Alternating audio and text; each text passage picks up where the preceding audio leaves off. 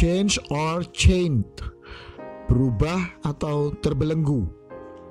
Ia berkata demikian sebab Yesus memerintahkan roh jahat itu keluar dari orang itu.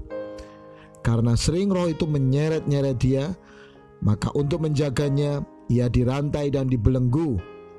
Tetapi ia memutuskan segala pengikat itu dan ia dihalau oleh setan itu ke tempat-tempat yang sunyi. Lukas pasal 8 ayat 29.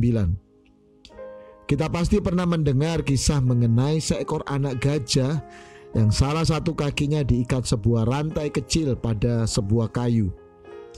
Hal itu membuat sang anak gajah tidak dapat bergerak secara leluasa.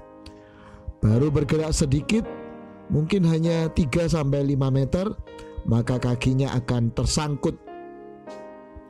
Meskipun sang anak gajah kecil berusaha untuk mencoba arah geraknya, tetapi akan terus terbatasi oleh rantai kecil yang membelenggu kakinya. Kondisi itu pada akhirnya membuat sang anak gajah jadi enggan untuk mencoba bergerak lagi. Mungkin pikirnya percuma saja, bergerak ke arah manapun pasti akan tersangkut. Tanpa sadar, sang anak gajah ini terus bertambah besar ukurannya, hingga 5-6 kali berat tubuhnya dari berat tubuh saat masih anak, dan tetap terikat rantai kecil yang sama sejak dulu.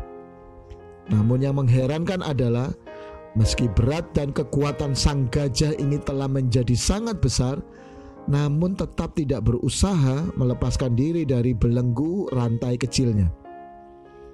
Firman Tuhan hari ini menggambarkan mengenai seorang di Gerasa yang selama bertahun-tahun terbelenggu oleh kuasa iblis. Tetapi saat Yesus menjumpai pribadi tersebut, maka pemuda tersebut mengalami kebebasan dari belenggu tersebut.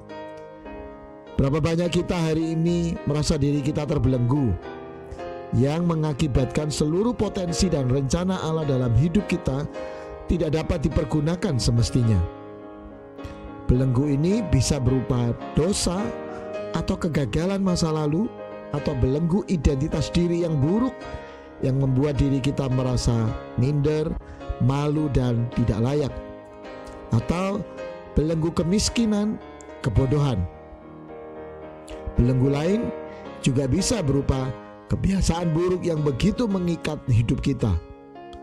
Atau ada juga yang terbelenggu justru dengan keberhasilan atau tradisi masa lalu yang membuat dirinya tidak mampu melakukan perubahan-perubahan yang baru. Puji Tuhan, Allah di dalam Yesus tidak membiarkan diri kita tersiksa dalam berbagai belenggu yang ada. Yesus membebaskan pria ini dengan membuat sebuah perubahan atau change.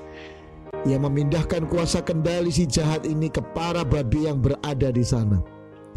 Yesus sedang menunjukkan sebuah pola bahwa sebuah perubahan atau change selalu membutuhkan sebuah harga yang mahal.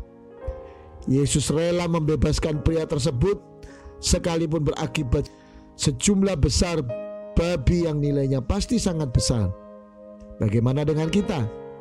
Siapkah kita dibebaskan oleh Yesus? Siapkah juga kita membayar harga buat semua perubahan yang kita harapkan?